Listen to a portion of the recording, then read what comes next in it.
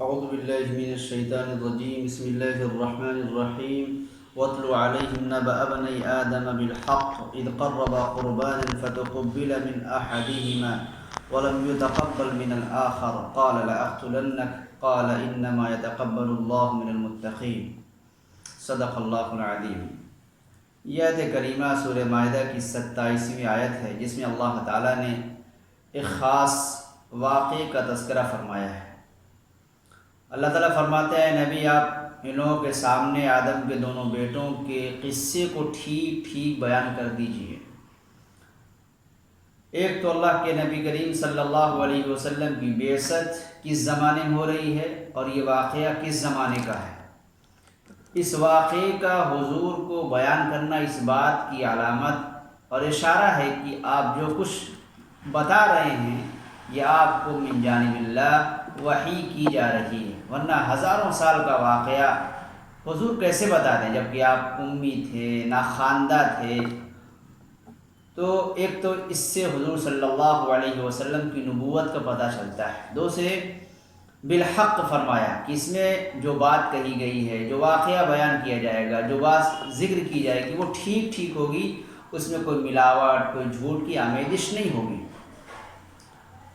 تو واقعہ کیا ہے؟ واقعہ یہ ہے اذ قربا قربانا کہ شروع میں اللہ تعالیٰ نے آدم اور حوا علیہم السلام کے ذریعے دنیا کے اندر انسانوں کو پھیلانے کا ذریعہ بنایا، اور وہ یہ کہ ایک ہی حمل سے دو بچے پیدا ہوتے، ایک بچی ایک بچہ، اور ان کے آپسی رشتے کو اللہ تعالیٰ نے حرام قرار دیا۔ لیکن جب دوسرے حمل سے دو بچے ہوتے، ایک لڑکی ایک لڑکا، تو پہلے حمل کا لڑکا دوسرے حمل کی لڑکی، پہلے حمل کی لڑکی دوسرے حمل کا لڑکا، ان کے درمیان رشتوں کو اللہ تعالیٰ نے خاص حالات کے لیے جائز قرار دیا تھا۔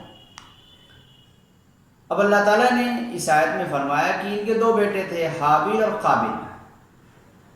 حابیل اور قابل، حابیل کے ساتھ ایک خاتون پیدا ہوئی اور قابل کے ساتھ ایک خاتون پیدا ہوئی۔ قابل کے حصے میں جو خاتون آ رہی ہیں وہ خوبصورت نہیں ہیں، حابیل کے حصے میں جو خاتون آ رہی ہیں وہ خوبصورت ہیں۔ اپنے اپنے حصے کی خاتون کو قبول کرنے کو تیار نہیں ہیں۔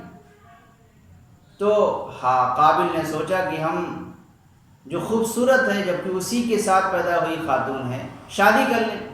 اس چیز سے منع کیا گیا، لیکن آدم علیہ السلام نے کہا اگر یہ بات ہے تو چلو ٹھیک ہے، اپنی اپنی قربانی پیش کرو، اللہ تعالیٰ قربانی کو قبول فرما لے گا، جس کے حق میں وہ شادی کر لے۔ ظاہر سی بات ہے، اللہ تعالیٰ عادل ہیں، احکم الحاکمین ہیں، جو خود کہتے ہیں اعدلوا هو اقرب للتقوی، عدل کرو، تو جس کے حصے میں جو چیز ہوگی اسی کو ہی ملے گی۔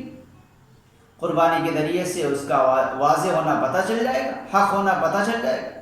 الغرض دونوں نے قربانی پیش کی۔ قربانی ہر وہ چیز جو اللہ سے تقرب کا ذریعہ بنے، خواہ وہ جانور کی شکل میں ہو یا دیگر اشیاء کی شکل میں ہو۔ حابل نے ایک بہترین دمبا اللہ کے حضور پیش کیا اور قابل نے غلے اناج پیش کیے۔ اس زمانے میں قربانی کے قبول ہونے کی علامت جو تھی وہ کہ آسمان سے آگ آتی تھی اور جس کی قبول ہونی ہے اس کو جلا دیتی تھی، اور جس کو قبول نہیں ہونی ہے اس کو چھوڑ دیا کرتی تھی۔ اللہ تعالیٰ کا بڑا احسان اور فضل و کرم ہے کہ اللہ تعالیٰ نے اس علامت کو ختم کر دیا۔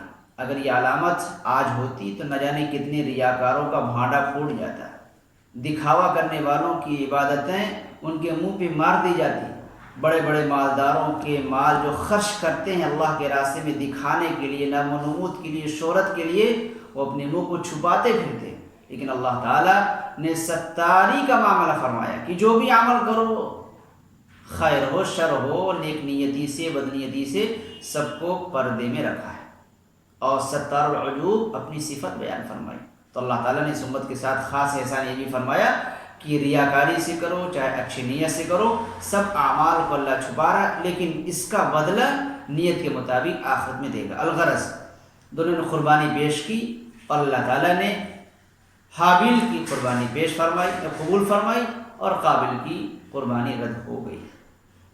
فرمایا فتقبل من احدہما، ایک کی قربانی قبول ہوئی، ولم یتقبل من الآخر، اور دوسرے کی قربانی قبول نہیں کی گئی۔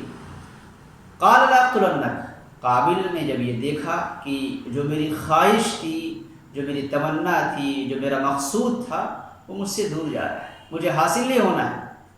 اب وہ بجائے اس کے کہ اپنے اعمال پر، اپنی نیت پر، اپنے ارادے پر نظر ڈالتا، اللہ کے فیصلے پر معترض ہوا اور اس کے نتیجے پر اپنے بھائی کے قتل کے درپے ہو گیا۔ اس نے کیا کہا؟ قال لاقتلنک، کہ میں تم کو مار ڈالوں گا۔ یاد رکھیے یہ چیز حسد کیسے پیدا ہوتا ہے؟ حسد پیدا ہونے کی وجہ یہی ہے کہ انسان اپنے جیسے انسان کی حالت پر نظر رکھتا ہے، جبکہ اللہ کے فیصلوں کو بھول جاتا ہے۔ دینے والا اللہ ہے، لینے والا اللہ ہے۔ مثال کے طور پر باپ ہے، اس کے دو بیٹے ہیں، ایک کو اس نے 10 روپے دیے اور دوسرے کو 5 روپے دیے۔ اب جس کو 10 دیا وہ تو خوش ہی ہے، جس کو 5 دیا مغموم ہے۔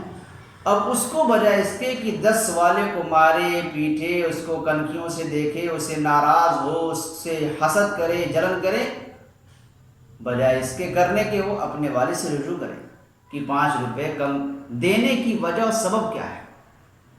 آج ہمارا کچھ حال ایسا ہی ہے کہ آج لوگ ایک دوسرے کی خوشحالی، ترقی اور عروج کو دیکھ کر جلتے ہیں، اس لیے کہ ان کو اپنے اعمال کی طرف توجہ نہیں، اپنی نیت کی طرف توجہ نہیں، اپنے ارادے کی طرف توجہ نہیں، اپنے جو افعال اور اقوال کی طرف توجہ نہیں، اپنی زندگی کی طرف توجہ نہیں، نہ اللہ کے فیصلے کی طرف توجہ اس شخص کی، اس نے اپنی محنت سے کمایا، اس نے اپنے فنا کیا، ڈھکا کیا، یہ سب اس لیے کہ وہ اللہ کے فیصلے پر نظر نہیں رکھنا، نہ اپنے اعمال پر توجہ کر رہا ہے۔ خیر، قال لاقتلنک، اس نے کہا کہ میں تم کو قتل کر دوں گا۔ اللہ تعالیٰ نے فرمایا اس قرآن کے ذریعے سے کیا؟ انما یتقبل اللہ من المتقین، کہ اعمال کرنے والے بہت ہوں گے، بے شمار افعال کرنے والے ہوں گے، اعمال کو انجام دیں گے، بڑے بڑے خیرات اور جو ہے صدقات کی چیزیں انجام دیں گے، انفاق فی سبیل اللہ کا بڑا بڑا نمونہ پیش کریں گے، لیکن اللہ فرماتے ہیں کرنے والے بہت ہوں گے، لیکن قبولیت جس کو حاصل ہوگی بہت کم ہوں گے۔ کیوں؟ قبولیت کا مدار کثرت انفاق، کثرت مال، زیادہ دینا، کم دینے پر موقوف نہیں ہے۔ قبولیت کا جو مدار ہے وہ خوف خدا اور تقوی کی صفت کا ہونا ہے۔ جس کے اندر خوف خدا ہوگا، جو اللہ کی خوشنودی، اللہ کی رضا کو حاصل کرنے کے لیے خرچ کرے گا، نیک اعمال کرے گا، اللہ تعالیٰ اس کو قبول فرمائیں گے۔ تو اس آیت کریمہ سے یہ سبق ملتا ہے کہ انسان کو اپنے اعمال انجام دینے کے ساتھ ساتھ اللہ کی طرف توجہ کرنی چاہیے، تقوی کی صفت سے آراستہ ہونا چاہیے۔ بس اوقات انسان اس چیز سے نظر ہٹا لیتا ہے، تغافل برتتا ہے اور اعمال بے شمار کرتا ہے، بے شمار کرتا چلا جاتا ہے، اور اس کی امید کے مطابق اسے جزا نظر نہیں آتی، اسے بدلہ نہیں ملتا، اس کی تمنا پوری گویا کہ نہیں ہوتی، تو وہ ایک طرح سے اللہ سے بدگمان ہوتا ہے اور اپنے اعمال کو چھوڑنے کی طرف مائل ہو جاتا ہے۔ تو ضرورت اس بات کی ہے کہ اپنے اعمال کی طرف توجہ دی جائے، اس کو تقوی کی اور خوف خدا کی صفت سے آراستہ کیا جائے، اور لوگوں کی ظاہری حالاتوں کی خوشیاں، لوگوں کی غمیوں پر نظر نہ کر کے اللہ کے فیصلے پر راضی ہو جائے کہ اللہ تعالیٰ نے جس کو جس حالت میں رکھا ہے وہ حالت اس کے حق میں بہتر ہے۔ اگر حالت کو بدلنا ہے تو اس شخص سے حسد نہ کر کے، اس شخص سے کینہ نہ پیدا کر کے، بغض نہ پیدا کر کے اللہ سے طلب اس چیز کو کیا جائے، اللہ سے مانگا جائے، اپنے اعمال کو درست کیا جائے، اللہ کی طرف رجوع کیا جائے۔ اس لیے کہ اللہ تعالیٰ اگر قبول نہ فرمائے تو انسان کا سارا کیا دھرا، سارے انفاق، ساری جو ہے خرچ کرنا اور سارا مال کو اللہ کے راستے میں بہانا، صرف کرنا، یہ مثقال ذرے کے برابر بھی قبولیت کا درجہ نہیں پا سکتا۔ تو اللہ تعالیٰ نے مہر لگا دی ہے کہ اللہ تعالیٰ یہ نہیں دیکھتا کون زیادہ خرچ کرتا ہے، کون کم خرچ کرتا ہے، کون بہت حسین اور جمیل چیز کو خرچ کرتا ہے، کون ادنا اور ردی خرچ کرتا ہے، بلکہ اللہ دیکھتا ہے کہ یہ جو خرچ کا عمل ہو رہا ہے، یہ جو عمل خیر کا وجود میں آ رہا ہے، یہ متقی کی طرف سے ہے یا نہیں ہے۔ لہذا جو لوگ نیک اعمال کرتے ہیں انہیں چاہیے کہ وہ تقوی کی صفت سے اپنے آپ کو آراستہ کریں اور تقوی کی صفت کے ساتھ اعمال کو انجام دیں، اور اللہ کے فیصلے پر راضی ہوں، لوگوں کے ظاہری حالات سے نظر کو ہٹائیں، اللہ سے توجہ اپنی بڑھائیں، رجوع کریں، اسی میں حسد کا بھی علاج ہے اور اسی میں اعمال کی قبولیت کا راز بھی پوشیدہ، اللہ ہم کی توفیق عطا فرمائے۔